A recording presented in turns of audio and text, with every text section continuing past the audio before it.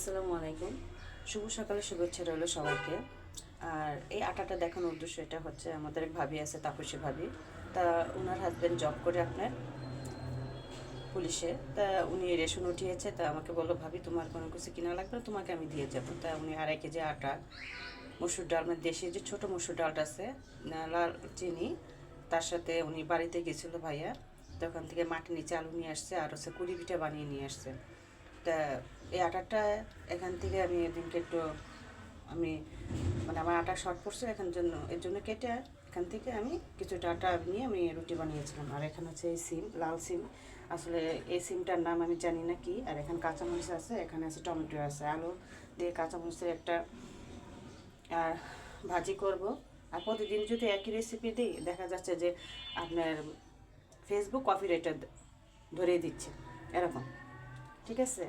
আর একটা মেয়ে মানুষ, আমি বলবো যে হাজব্যান্ডের সাথে যত রাগারাগি হোক না কেন, ঝগড়াঝাটি হোক না কেন, সকালবেলা উঠে কিন্তু তার নাস্তা, বাচ্চাদের নাস্তা, বিশেষ করে বাচ্চারা থাকে, তাদের নাস্তাটা আসলে বানিয়ে দিতে হয়। ঠিক আছে। এটা হলো মেয়েদের একটা কাজ। তারা যতই রাগ করে বসে থাকতে পারে না, তাদের মনে করি। হ্যাঁ, সমাজে এমন কিছু আপনার হাজব্যান্ড রয়েছে, আসলে মেয়েদের কথাই বলি, কারণ মেয়েরা বিয়ের পর তার হাজব্যান্ডের কাছে সমস্ত আপনার যে ছোটোখাটো যে ইচ্ছাগুলো আছে, আপনার ব্যক্তিগত জিনিসগুলো আছে, তার কাছে কিন্তু আপনি উপস্থাপন করেছেন, প্রেজেন্টেশন তার কাছেই করে, তার কাছে কিন্তু চাওয়া, মা বাবার কাছে কিন্তু তখন আপনি চেতে পারেন না সেই জিনিসগুলো। ঠিক আছে। তা আপনি দয়া করে যার সাথে সংসার করছেন, তার মনটা বোঝার চেষ্টা করুন। এমন ভালো ভালো মানুষরা বা ভালো মেয়েরা আছে, তার কিন্তু আদৌ কিন্তু শাড়ি গহনা সেটা চায় না, যে জাস্ট সে চায় যে আপনার যেগুলো দরকার, আপনার যেগুলো দরকার সেই জিনিসগুলো। আর আপনি যদি আপনার ওয়াইফকে চালাতে না পারেন, তাহলে আপনি কখনো বিয়ে করবেন না। ছেলেদের কথা বলছে, কখনো বিয়ে করবেন না। কারণ একটা মেয়ে মানুষ তার বাপের বাড়িতে যথেষ্ট পরিমাণে সে রাজধানী হয়ে থাকে, আদলে দুলালি হয়ে থাকে সে। ঠিক আছে। আমার মেন উদ্দেশ্য বলা এটা, কারণ একটা মেয়ে বিয়ে হওয়ার পর তার আবদার তার হাজব্যান্ডের কাছে, সমস্ত আবদার বলুন, চাহিদা বলুন, তার হাজব্যান্ডের কাছে। এমন কিছু আপনার ওয়াইফ রয়েছে, তাদেরকে অঢাল তার হাজব্যান্ড দিয়ে রাখছে, কিন্তু তারা বাহিরে পরকীয়া করতেছে, অনেক কিছু করতেছে, কিন্তু তা তো আজও তাদের হাজব্যান্ড কিন্তু কোনো কিছু বলে না। যাই হোক, আমি অনেকের এই কথাটা খারাপ লাগতে পারে আপুর।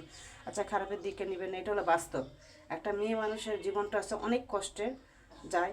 আর আল্লাহ যদি তার আছে, তা আমি বলবো যে তাদেরকে আল্লাহ যিনি সেখান থেকে ভালোভাবে নিয়ে আসে, উত্তম দিকে নিয়ে আসে। আর এমন কিছু পুরুষ লোক আছে যারা জীবনেও সেখান থেকে কোনোদিন চেঞ্জ হয় না। তা আমি সবসময় দেখেছি আমার লাইফে এখন চলতেছে, যে বিশেষ করে ভালো ছেলে ও মেয়েদের লাইফে এই ঘটনাগুলো বেশি হয়। তা ভালো থাকবেন, সুস্থ থাকবেন। এটা দিয়ে আমি এখন একটা বললাম যে একই রেসিপি সবসময় দেওয়া যায় না, দিলে ফেসবুক কপিরাইটটা ধরিয়ে দেয়। তাই ভালো থাকুন, সুস্থ থাকুন। আর আপুর কথা যদি ভালো লাগে আর খারাপ লাগে তো অবশ্যই আছেই। তো ধন্যবাদ সবাইকে।